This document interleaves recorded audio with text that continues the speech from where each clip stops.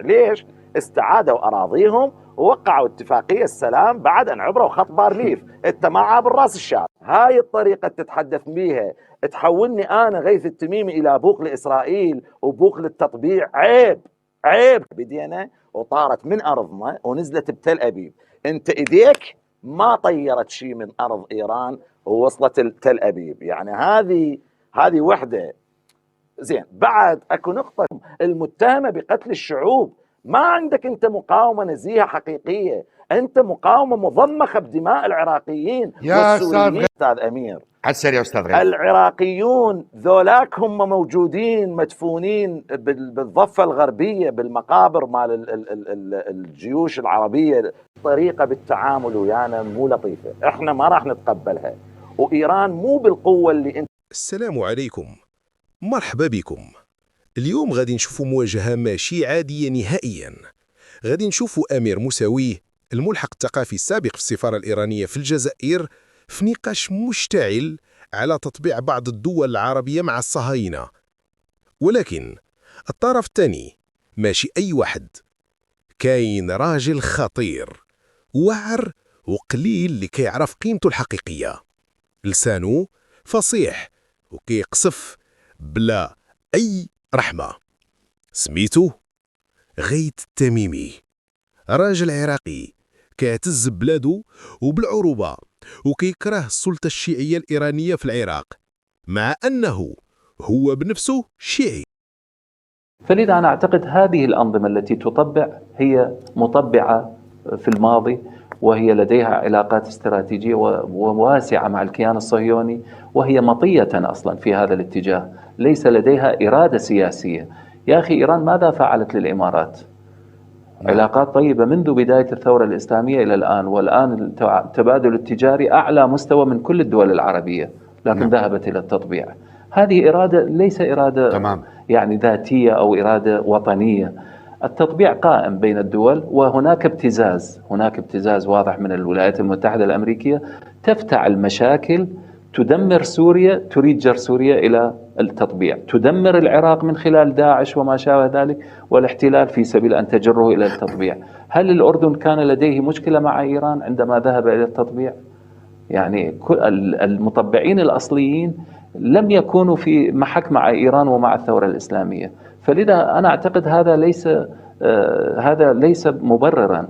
إيران لديها علاقات طيبة مع أغلب الدول العربية التي هي لم تطبع، يعني باستثناء السعودية والبحرين والإمارات لحد الآن فيها علاقات، لكنها تذهب إلى الصهيوني وإلى الكيان الصهيوني في سبيل إرضاء الأمريكي، وعندهم مشاكل داخلية هذه الآن ليس مكانها. نعرف المشاكل بين حاكم دبي وحاكم أبو ظبي وعجمان والشارقة، هناك عندهم مشاكل داخلية ممكن تعمل لها حلقة كاملة، في سبيل أن يبقى أبو ظبي محمد بن زايد في الحكم ويحاول يتمسك بالإسرائيلي بالأمريكي، يعطي امتيازات للبريطاني للفرنسي في سبيل أن يبقى ولي العهد وحاكم الإمارات. نعم. وأن تتماسك الإمارات.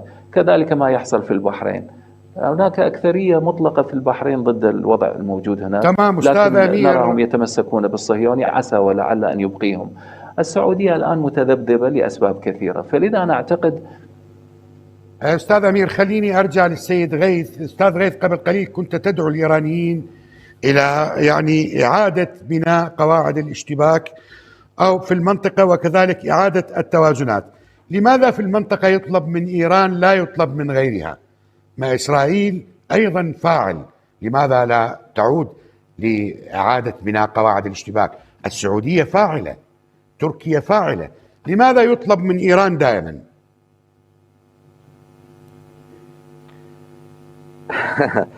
طبعا أنا ما أتأسف بصراحة أن أسمع هذا النوع من الخطاب من السيد أمير الموسوي. أنا كنت أتمنى منه أن يتحلى بما يملكه من رصيد معرفي وثقافي وسياسي، ويرسل رسائل يعني أكثر إيجابية لشعوبنا. يعني هاي الطريقة بالتعالي علينا والحديث ويانا بهالطريقة هاي وتقزيمنا ما راح يعني تنتج شيء. خليه يكون كلش واضح بهاي الجزئيات. نعم. إيران قوية، إيران عملاقة، إيران توقف الأمريكان بباب الفندق، البنات والشعب الإيراني حصر عليهم الخبز. يعني هذا الحكي ما عاد، يعني أرجوكم، هذا الحكي كان الصحاف يجيده بالعراق بزمن صدام أكثر مما تجيده يا سيد أمير. خلينا نقترب من الواقع، نقترب من الأرض. أنت الآن عندك انقسام في حوزة قم بين مراجع قم وبين ولاية الفقيه ومكتب الرهبر بما يتعلق بهاي الأمور وهاي السياسات. أكو زعل وأكو رفض لهذا النوع من السياسات اللي جاي تمارسوها حتى من قبل مرجعية النجف. أكو انقسامات داخل المكون الشيعي في العراق، أكو زعل كبير جدا من قبل الأحوازيين بإيران، العرب الأحوازيين اللي ما جاي يلقون نفسهم مواطنين من الدرجة ال25 هم مو العاشرة. وهذا اللي قلل نسبة المشاركة في الانتخابات سيد غيث. هذا لا عفوا، هذا اللي قلل نسبة المشاركة في الانتخابات الرئاسية الإيرانية. لا ما له علاقة، أنا هاي أمور داخلية. هذه غير بس عفوا أنا بس عفوا هذا كذب. هذا خلي يكمل فكرته يا أستاذ أمير. خلي يكمل. نعم خليني أكمل وسجل ملاحظاتكم. نعم سجل ملاحظاتك أستاذ أمير. علي. نعم. بس أنا ما أحب، بس عفوا لو سمحت لي، أنا ما أحب أتدخل بشؤون الإيرانية الداخلية، هذا تعني الشعب الإيراني. لكن ما الواحد يقفز على الحقائق ويريد يطير غيث التميمي درس بالتاريخ، لا أقول لك خلينا نتفاهم. المصريين كانوا في حرب حقيقية مع إسرائيل أنتم ما داخليها ولا راح تدخلوها في يوم من الأيام. فما تنتقص من الشعب المصري وتطبيعه مع إسرائيل كان له مبرراته الطبيعية في وقته والآن، ولا زال صامد هذا التطبيع. ليش؟ استعادوا أراضيهم ووقعوا اتفاقية السلام بعد أن عبروا خط بارليف. أنت معاه بالراس الشارع، فأنت تنتقص من الشعب المصري ما تقلل من جهاده ومقاومته ضد الإسرائيليين. ومبررات التطبيع كانت صحيحة. تقول لي ليش؟ أقول لك من يوم وقعوا اتفاقية السلام مع الإسرائيليين لليوم انتهت مشاكلهم ويا الإسرائيليين، ما دخلوا بعد وياهم بحرب، خلاص هي عركة تنتهي باتفاق وانتهت. ولا تزال مصر هي محور معالجة أزمات الشعب الفلسطيني، وآخر أزمة غزة، والمقاومة الأخيرة اللي كانت الشعب المصري اللي حلها، يعني مو الإيرانيين حلوها. فلا تزغر من قيم العرب في مواجهة إسرائيل. اثنين، الأردن أيضا دولة من سوت اتفاقية السلام مع إسرائيل عندها حرب قائمة وعندها حدود مغتصبة ومحتلة. وقعت اتفاقية السلام رجعت بها أراضيها، وهذا الشعب الأردني قرره. ومن يوم وقعوا اتفاقية السلام إلى الآن ما عاد عندهم مشكلة ويا إسرائيل. والأردن هي العمود الفقري للقضية الفلسطينية وللشعب الفلسطيني والبيت الآمن للشعب الفلسطيني. ماكو واحد يقدر يشكك بدور مصر والأردن في دعم القضية الفلسطينية. هذا اثنين. أما بالنسبة إلى تطبيع الإمارات والصدرة بهالطريقة هذه، إنه أبو ظبي عركة وينك دولة بالمنطقة كلها تنافس الإمارات بالتنمية والاستقرار والازدهار والجمال، وصارت قبلة للعالم. شباب أمريكا وشباب أوروبا يتمنون يحصلوا لهم عقد يجون بيه يشتغلون بدبي وابو ظبي. تقليلك من الإمارات ما راح يخليك بعيننا كبير، ولا راح يخليك بعيننا عاقل سياسيا ونقدر نشتغل وياك سياسة. صديقي وأخي الفاضل، إذا كانت إيران قوية فإيران قوية لما تكون منسجمة مع محيطها الإقليمي والدولي. تعاليكم بهالطريقة واستصغاركم إنه لما تقول أنت محور المقاومة مرتاح بالعراق وباليمن وبسوريا وبلبنان وبغزة، طبعا محور المقاومة مرتاح، بس انت شوف الشعب بغزة شلونه، شوف الشعب بلبنان حصر عليه الخبز، شوف الشعب بسوريا اللي قام يقبض الخبز بالكوبونات، شوف الشعب بالعراق اللي قام يطلع مظاهرات مليونية ويصيح إيران برا، شوف الشعب باليمن ايش جاي يصير بيه من القات، من الأمراض، من الإرهاب، من الفقر، من الجهل، من التخلف. يا سيد العزيز، متى يكون حقوق الإنسان جزء من قاموسكم وخطابكم السياسي؟ متى تكون التنمية الاقتصادية والعلاقات والاستقرار جزء من خطابكم السياسي؟ بصراحة أقول لك أخي أستاذ أمير، أنا لا أكن العداء للشعب الإيراني ولا أكن العداء لإيران أبدا إطلاقا. أنا كمواطن عراقي أختلف جذريا مع الدور الإيراني بالعراق، لا أراه إيجابيا.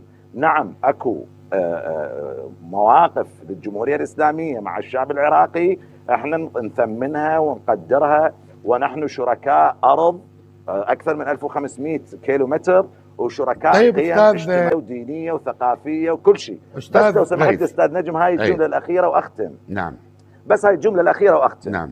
فإحنا بيننا وبينكم مصالح استراتيجية لا أنا ولا غيري راح يقدر يخربها. حتى صدام حسين تعارك وياكم 8 سنين وبعدين رجع بنا أفضل العلاقات مع إيران، وهذه ما ننكرها إحنا. لكن اللي إحنا ننزعج منه يا سيدي يا أستاذ أمير، هذه الطريقة بالتعامل ويانا مو لطيفة، إحنا ما راح نتقبلها.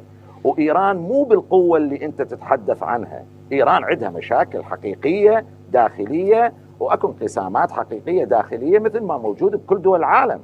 وإيران من مصلحتها الآن أن تلجأ إلى منطق الحوار. أنا ما إلي علاقة أنتم شلون تتفاهمون الأمريكان يعرفوا لكم وأنتم تعرفوا لهم بصراحة. أنتم أفضل من يتعاملوا إدارة مثل بايدن بصراحة أقول لك إياها. ذولا يستحقون هذا الأسلوب، تتعالون عليهم وتضربوهم حشى السامع وحشى العراقيين والمجتمع اللي يسمعني، ضربوهم بالقندرة، هم يستاهلون هاي الطريقة. ما يهمنا، بالعكس نكيف، احنا والله نكيف، لأن ضرر الأمريكان علينا كعراقيين أكثر من ضررهم عليكم. لكن أنا أحكي لك من تتعامل وياي كعراقي أقول لك احذر، أنا العراقي أخوك وجارك، بيني وبينك جولات، صار لنا 6000 سنة من الصراعات والانقسامات والتفاهمات. أنت أخوي وصديقي لا تحكي وياي بهالطريقة. أنا محتاج إيران القوية تساندني بالاستقرار طيب والتنمية. أستاذ أمير إيران تفرض علي صراعاتها الدولية، هذا المنطق مو صحيح. أنت ما تقدر تحل بديل عن الشعب السعودي والبحريني والإماراتي وتقرر مصير المغاربة يطبعون لو ما يطبعون، هذه أمور تخصهم. يا أستاذ أمير، يا أستاذ غيث، نستفاد من الوقت. أستاذ أمير، بلسان واضح وبلغة عالية قالها السيد غيث التميمي أنه الذين طبعوا مع إسرائيل في المراحل السابقة وحتى في مراحل قريبة عادوا بأراضيهم واستفادوا أن يبنوا ويكونوا قوة اقتصادية. ماذا استفاد الذين طبعوا مع إيران؟ يعني إيران والإمارات كما تدعي علاقات طيبة وسياسات ممتازة جدا، لكن طنب الصغرى وطنب الكبرى وأبو موسى عندكم، والعراق وإيران والأحواز يعني عندكم. السيد أمير يشكل بلغة واضحة يقول أنتم هكذا دائما تتحدثون بمنطق سياسي إعلامي متعالي ولا تمارسون سياسة انظر حولك، وبالذات في الداخل الإيراني. هذا السؤال لملمت على قول تهنى من حديث السيد غيث التميمي لك. نعم. يعني مغالطة واضحة. نعم. وكلام أنا أعتقد فيه مغالطات كليا، باعتبار أنه هو يحسب نفسه يعني إيران تتعالى على المستكبرين، الأنظمة الغربية الأمريكية الصهيونية، كل من يتطاول على حقوق الشعب. الجمهورية الإسلامية الإيرانية وقفت إلى جانب شعوب المنطقة. اليوم السيد غيث يتباكى لأننا وقفنا، يتباكى ويتألم لأننا وقفنا إلى جانب الشعب العراقي، لأننا وقفنا إلى جانب الشعب الفلسطيني. هو يريد أن نقف إلى جانب الكيان الصهيوني وإلى جانب التكفيريين في تمزيق الشعب العراقي وذبحه وتدميره. هو الآن متألم لماذا إيران وقفت إلى جانب الشعب العراقي. هو ألمه ليس لصالح الشعب، ما كان يقول هكذا أستاذ لصالح الشعب اللبناني الذي مزقته الفتن الطائفية والكيان الصهيوني. احتل بيروت، أين كان؟ اسمح لي ليش؟ لما إيران ماذا فعلت في العراق؟ وقفت إلى جانب الشعب العراقي حتى قبل السقوط، وأنا ذكرت لك هذا قبل في برنامجك السابق. نعم. 12 سنة الدول العربية والغربية مزقت العراق وجوعته وموتته. الناس كانوا يأكلون الحشيش في عهد صدام 12 سنة الأخيرة. من وقف من الدول العربية والغربية مع الشعب العراقي غير إيران؟ لكن ردينا لكم هذا في الحصار يا أستاذ أمير، في ظروفكم الحالية في الحصار التي تعاني منه الجمهورية الإسلامية. غالبية الدول الشعبية. اسمح لي، أنت ما قاطعت السيد غيث، اسمح لي يا أخي غيث، اسمح لي. نعم يا أخي اسمح لي، هذه مغالطات، أنا لا أسمح لك. نعم. هذه مغالطة. إيران عندما تتكلم بقوة مع الظالمين والمستكبرين وليس مع الشعوب المضطهدة من قبل أصدقاء السيد غيث. يعني اليمنيون ماذا فعلوا؟ إيران ماذا فعلت في اليمن؟ اليمنيون أرادوا أن يعيشون بسلام وبكرامة وباستقلالية. السعودية تذهب يوميا 30 طلعة جوية تقصف الأماكن الآمنة. لماذا لا يحن على الشعب اليمني؟ نعم. لماذا لا يحن على الشعب اللبناني؟ عندما احتلت إسرائيل دخلت بيروت، من وقف مع الشعب اللبناني؟ هل الجامعة الدول العربية؟ هل الدول العربية وقفت؟ أين كانت الدول العربية؟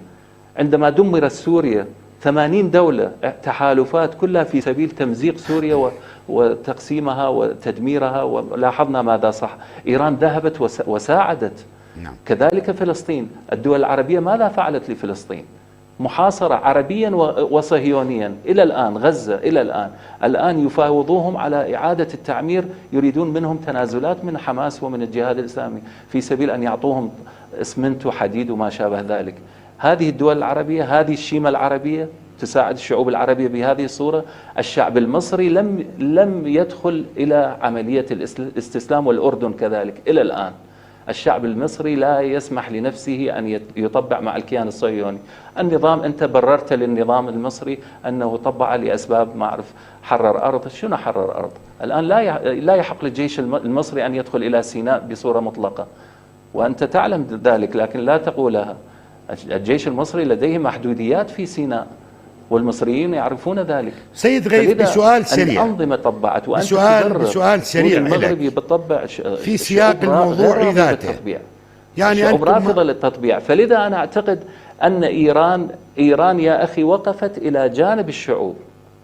يا أخي هذه الشعوب أيضا لها حقوق عليكم، أنتم تغتصبون قسما من أراضيها. أنت دائما ما تسمح لي أن أكمل. لا، هو من ضمن السؤال، من ضمن السؤال يا أستاذ غيث. أستاذ نجم، أنت ما تسمح لي. لا عفوا أستاذ أمير، من ضمن السؤال، يعني هذه الشعوب أيضا أنتم تحتلون جزءا من أراضيها، يعني وبالتالي تدافعون عن أنظمة أخرى وتقدمون أن إيران ثورية من أجل حقوق الناس. ما في احتلال، يعني هذا ما في احتلال، بالعكس. للإمارات لا طب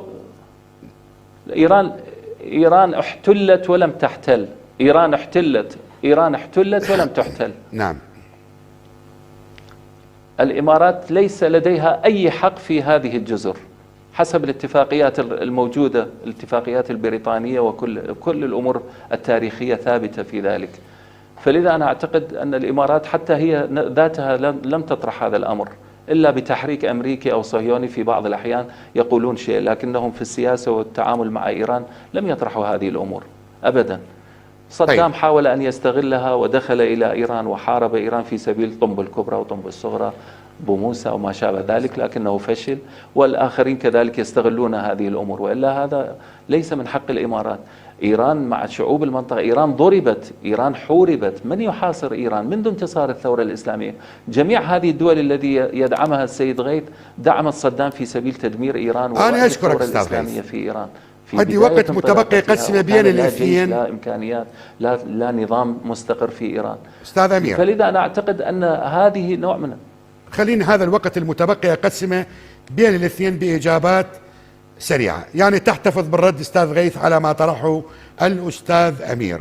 وسؤالي الآن بضوء الانقسامات التي كنت تتحدث عنها في الداخل الإيراني، هل تعتقد أن الإصلاحيون بعد إقصائهم من الانتخابات سيتحولون إلى معارضة قوية في الداخل الإيراني؟ هذا هو السؤال للاثنين. تفضل أستاذ غيث.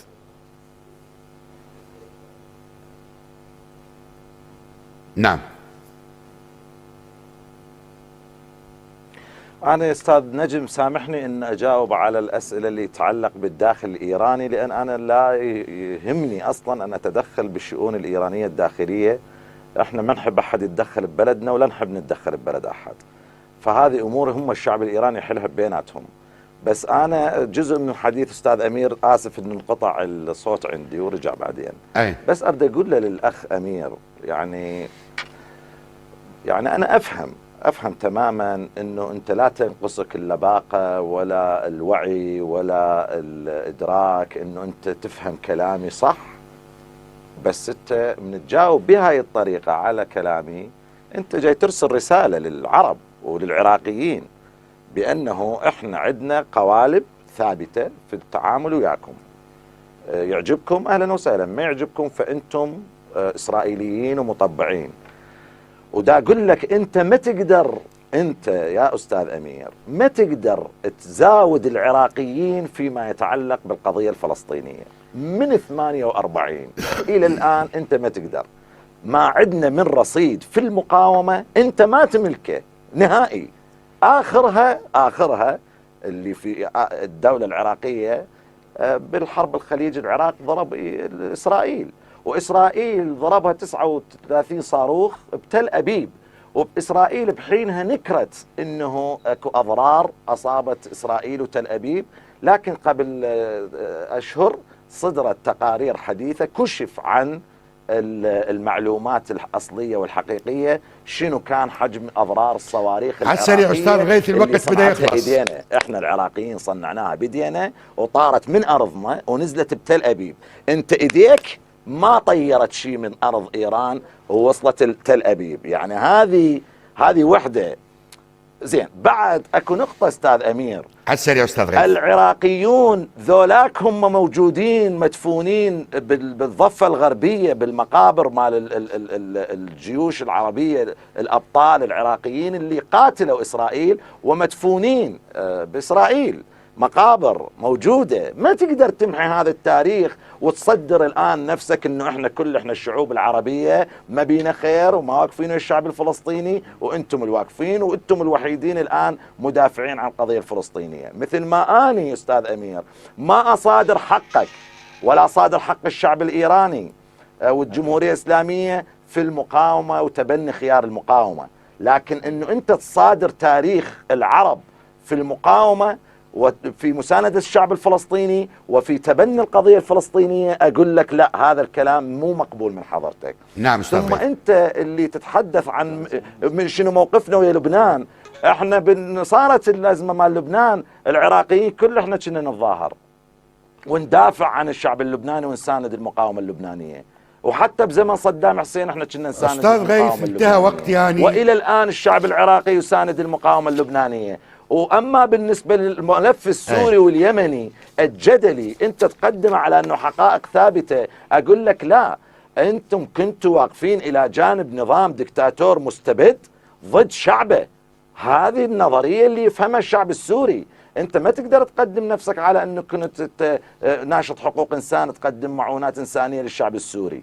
زين، أما بالنسبة إلى اليمن دولة عربية، والسعودية عندها تاريخ من العلاقات والحدود والمصالح، والشعب اليمني والشعب السعودي يشترك في يا كل أستاذ القوى غيث الاجتماعية يا أستاذ غيث ما ممكن تختزل اليمن بتنظيم متطرف عقائدي مثل أنصار الله الحوثيين وتعتبر هذا هو فقط الشعب اليمني. أنتم قدمتوا لليمنيين صواريخ جراد وكاتيوشا وطيارات درون، أما السعودية والدول العربية والعالم قدموا للشعب اليمني الإغاثة الإنسانية والأكل والشرب والدعم الاقتصادي، وقدموا أستاذ أمير جاهز الآن، وقدموا الأدوية والعلاجات.